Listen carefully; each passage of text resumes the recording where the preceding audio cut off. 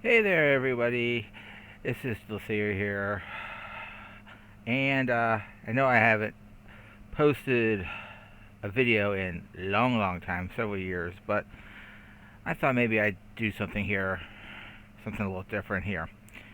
This is something I just recently purchased less than a month and a half ago, a Yamaha Majesty 400 scooter. So I thought I would go for a little ride and talk to you guys about a few things.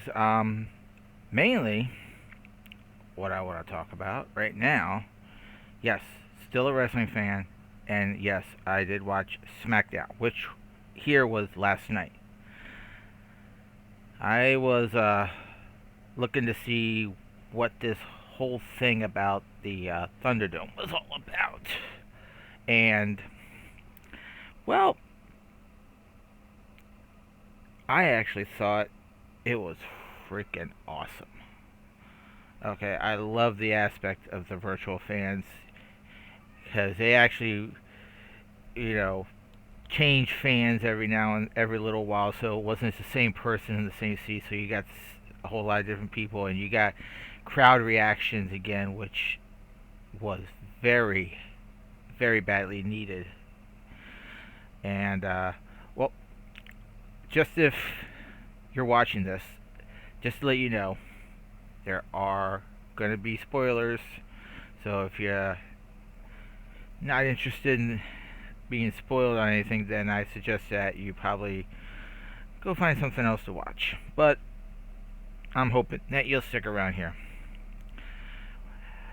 Started off, Vince came out, introduced the Thunderdome, talking about SummerSlam, which is on Sunday, which is now tomorrow. Fortunately, I'll be at work. I won't get to see it live, so I'll have to watch the replay Monday morning. But that's fine. I can do that. Not a big deal. And was announcing that there something is going to happen at SummerSlam. Something unique, something surprising. I mean, they're going to be doing SummerSlam the same way that they did the SmackDown at the Thunderdome. So, I mean, I'm looking forward to seeing what that's all about. But immediately after about 30, 40 seconds of Vince talking, interruption by The Fiend. They play The Fiend's music, and, 3 minutes to come down. At least 3 minutes just to get to the ring. Maybe two, but 2 to 3 minutes.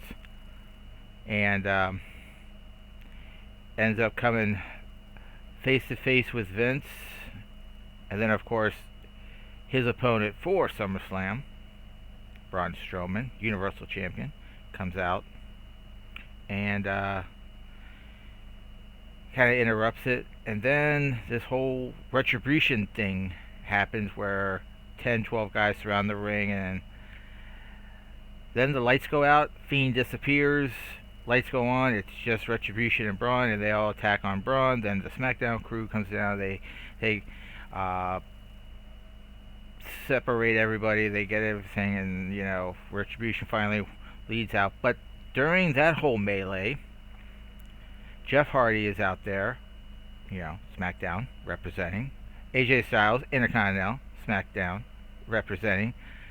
But AJ lays in a cheap shot on the back of the leg, back of the knee on Jeff, because, of course, there is an Intercontinental title match between AJ Styles and Jeff Hardy. I'll get to that shortly. Then they have this match between Sheamus and who was the other guy? Now I'm forgetting who. Big E.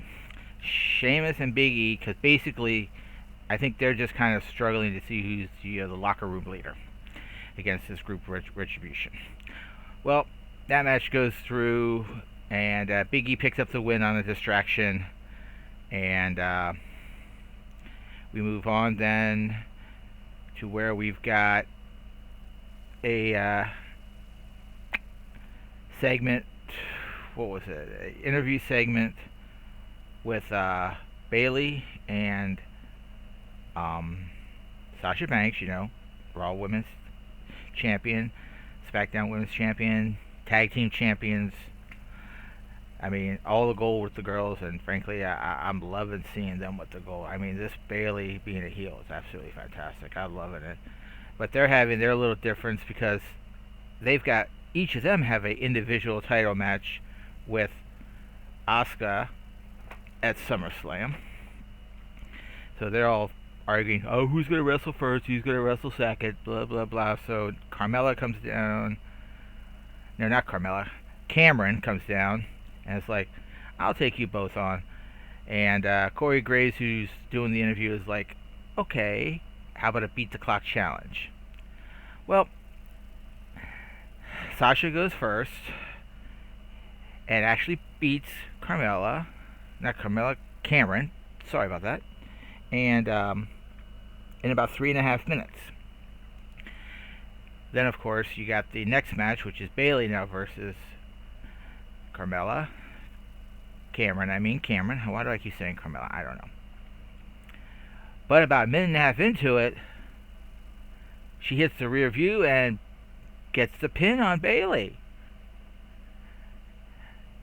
Then, of course, Asuka comes down, making her big intimidation speech. No one's ready for Asuka. And next thing you know, Sasha goes up to the ramp, tries to hit her, gets nailed. Asuka goes to the ring, nails Bailey, and the champs take off and get out of there. Well, there's a few other things that happen, but let's just go straight to the Intercontinental title match. Before that, Jeff Hardy is back in the locker room seeing the doctor, and he's getting fitted with a knee brace so that he can wrestle. Limping very badly, coming down to the ring, faking the injury and all, selling it and all that. Jeff Hardy makes it look so good, it's unbelievable. Well, the match turns out to be the best match of the night. And they are going back and forth, where AJ is taking full advantage of pounding on the leg. Then at one point, when AJ Styles finally tries to go for the style clash, he gets a big knee to the face, which ends up being the corner of the knee brace. Jeff Hardy hits the Swanton, and new Intercontinental Champion, his 5th reign, Jeff Hardy. Then we have some stuff going on with the talking to about Mandy Moore and who is that other girl. They've got this conflict going on, and they're setting up this match to where now it's a loser leaves WWE match type thing. And it's like, okay, basically filler. Then we go to what is this Firefly show thing that Bray Wyatt has, and they go and do that, and that is actually completely entertaining.